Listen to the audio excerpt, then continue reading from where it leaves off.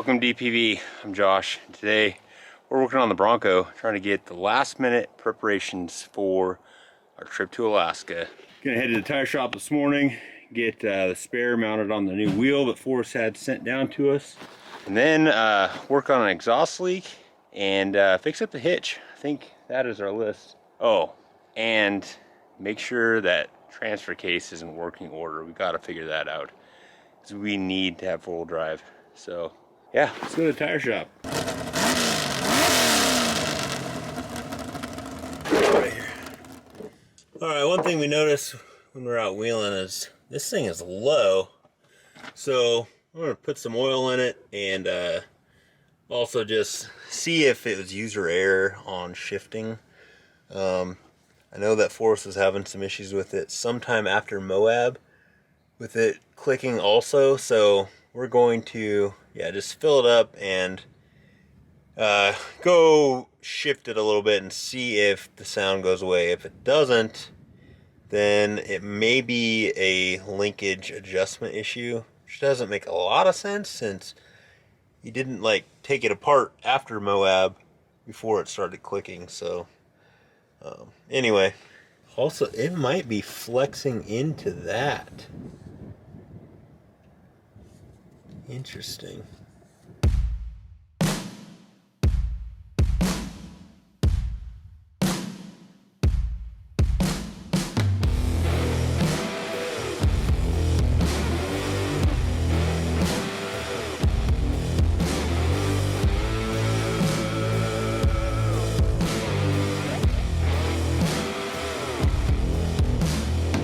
All right, well, good news. Transfer case I think is totally fine. So what that clicking was definitely the drive line hitting the cross member, because 3 out of the 4 motor mount bolts are missing. The passenger side is completely gone, and the driver's side, the remaining bolt is like super loose. So I'm gonna pull that out and head back into town, 3rd time today, and buy some bolts, and we're gonna put some blue Loctite on them. So that should take care of that. Glad it's an easy fix. I'm glad that Atlas case is totally fine. And then while we're waiting for our header gaskets to show up, we'll work on that hitch. Missing. That is crazy. All right, got some new hardware. Got some blue Loctite. Got some washers, because those holes in that motor mount were pretty dang wobbled out, probably from those bolts being like way loose. Anyway, we'll get the washers put on there, and that should take care of our clunking issue, I would think. Whew, man, that was a lot more work than I anticipated.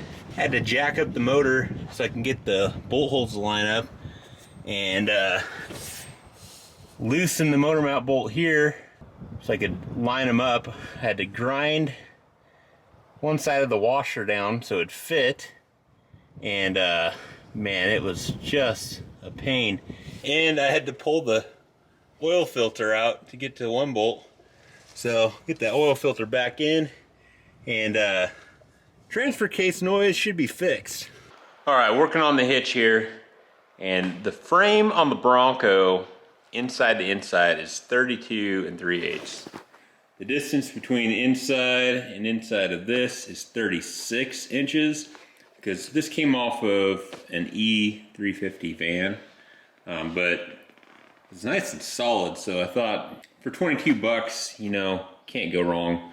So what we're gonna try to do is cut these welds here and then just slide those brackets in to where that dimension is 32 3/8.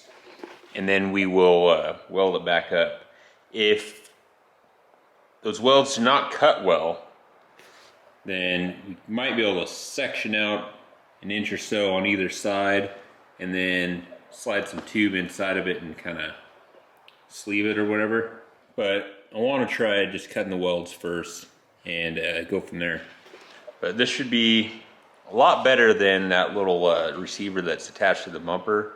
It's a little bit flexy, and we want this thing to be nice and solid so we don't have to worry about that hitch basket bouncing around too much.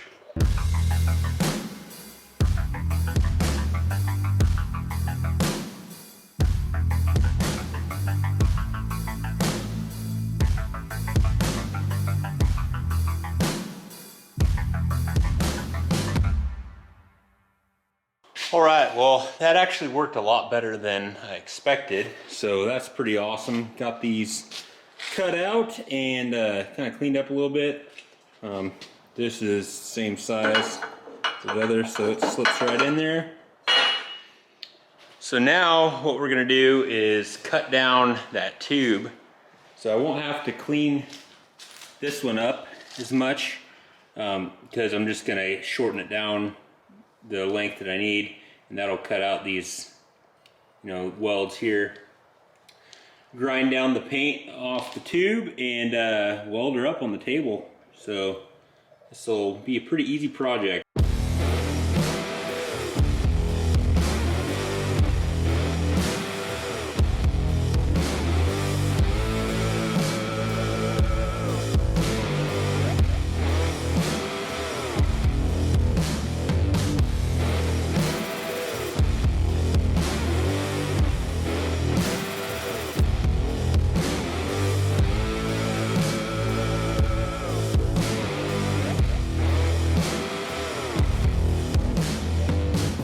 Kept these little wire bolt grabber things from that torque lift kit, and coming in handy right now.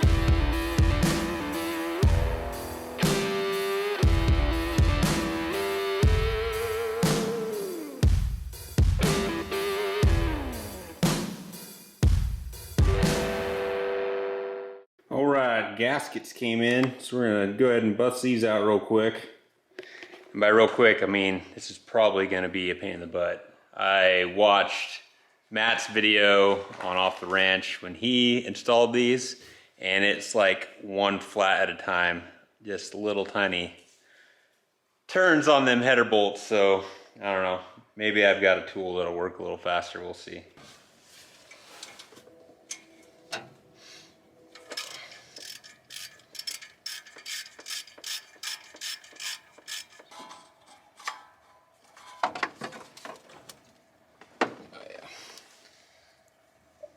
There's your issue right there. Well, shoot. Those are obviously not right. Well, because I am not a Ford guy. Definitely ordered the wrong gaskets. I assumed since it was a 427 that it was a big block. Turns out it's a large displacement small block. So I've got a set of gaskets coming to Napa. Should be here in a couple hours. So I think what we're gonna do next is work on that hitch basket. I wanna get rid of that little adapter thing and just make it a little more sturdy. I don't think we're gonna worry about a tire carrier.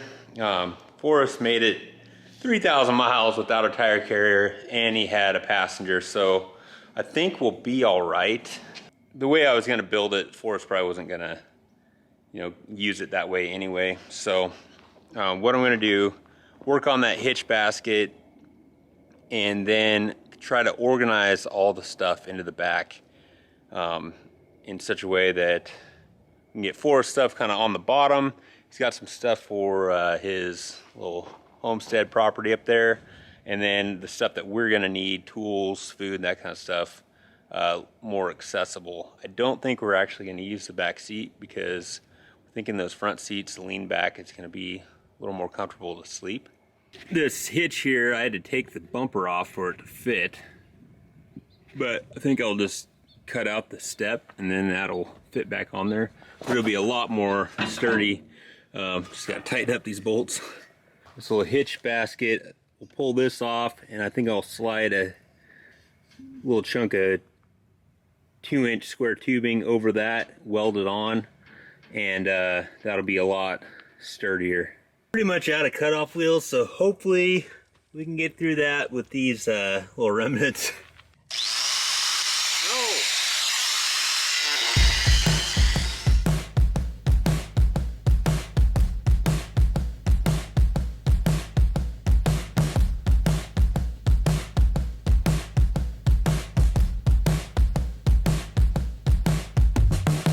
Gets sketchy when you get to the end, so don't try this at home, kids.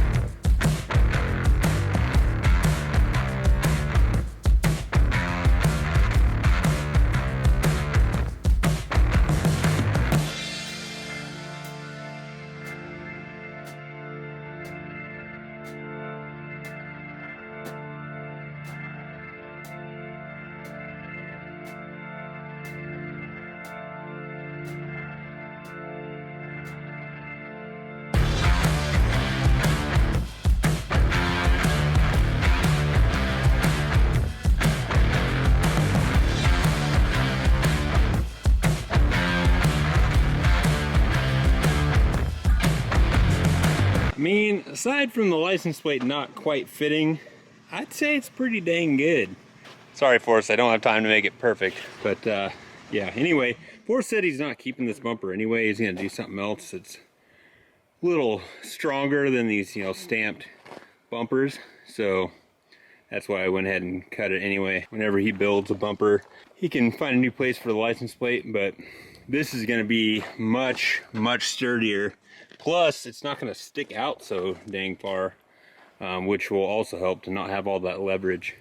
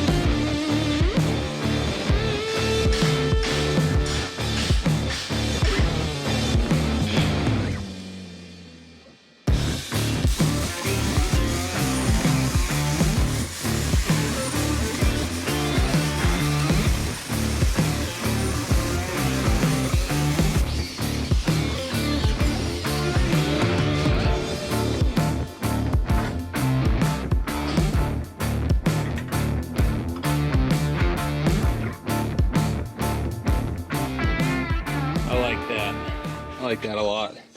Before it would like flex the bumper. Now it's like just pushing the truck down like it's supposed to. I mean, these things are always a little bit wobbly just by nature, but it was like flexing on the bumper, so this is much better.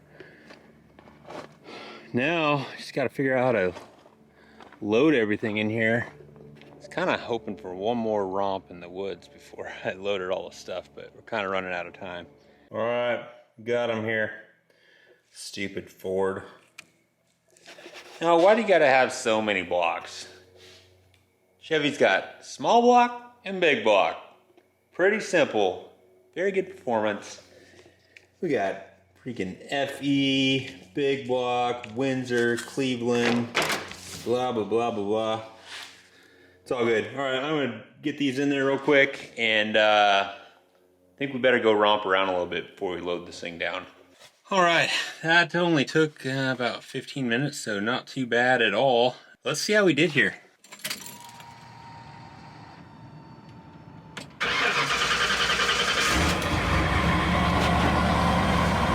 Oh, it is a beautiful thing.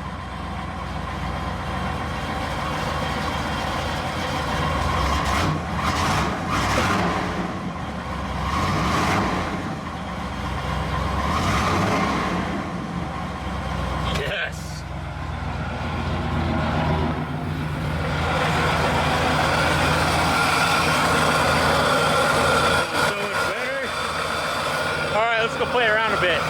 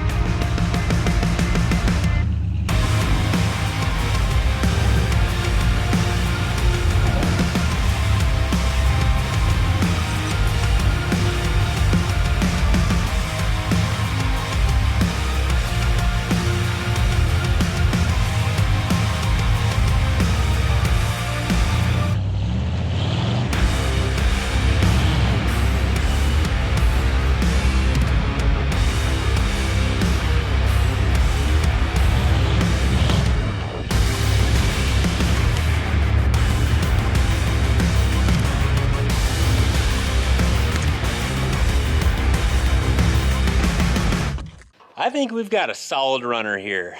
Man, it sounds so good with that exhaust leak fix. Holy cow. And with the motor mounts all, you know, buttoned up, can wheel with confidence. Man, I wish that would have been addressed when we went out to 7 Mile, but it's all good. Man, it was fun playing out just in the back 30. This thing is fun. I think with some lockers and sway bar disconnects, this thing's gonna be a pretty mean off-road machine, that's for sure. We've got an entire playlist on the Demolition Ranch Bronco, the things that we've done to it while it's been here at the DPV shop. So be sure to check that out, and be sure to hit the bell for notifications, because we are going to be completing the 2,400 miles up to Alaska in the Bronco here in just a couple weeks, and you're not going to want to miss it. And if you're one of our subscribers in the western part of Canada, please hit that notification button. We might need your help, and we'll be posting updates on Instagram and on the community tab on YouTube of how things are going.